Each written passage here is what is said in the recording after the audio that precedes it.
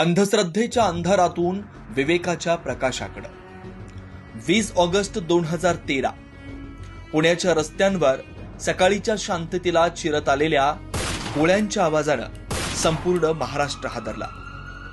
गोळ्या डॉक्टर नरेंद्र दाभोळकर यांच्या देहाला भेदून गेल्या, पण त्यांच्या विचारांना, त्यांच्या स्वप्नांना कुणीही स्पर्श करू शकलं नाही। शहीद डॉक्टर दाभोळकर हे केवळ एक व्यक्ती नव्हते, ते एक चळवळ होते।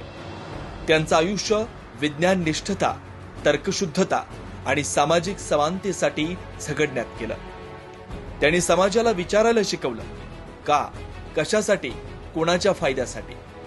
अंधश्रद्धा, भोंदूपणा, जातीय भेदभाव आणि अज्ञानाविरुद्ध लढा देताना त्यांनी आपलं संपूर्ण आयुष्य धोक्यात टाकलं। त्यांचा संदेश स्पष्ट होता, विज्ञानावर विश्वास ठेवा, अंधश्रद्धेला बळी पडू नका, समाजातील दुर्बल घटकांच्या हक्कासाठी उभं राहा, अन्यायाविरुद्ध आवाज उठवा, जरी तो लढा कठीण असला तरी।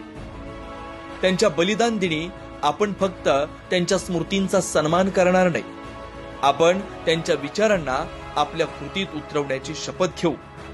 आपणही तोच मार्ग चालू जो त्यांनी आपल्यासाठी उजळून ठेवला।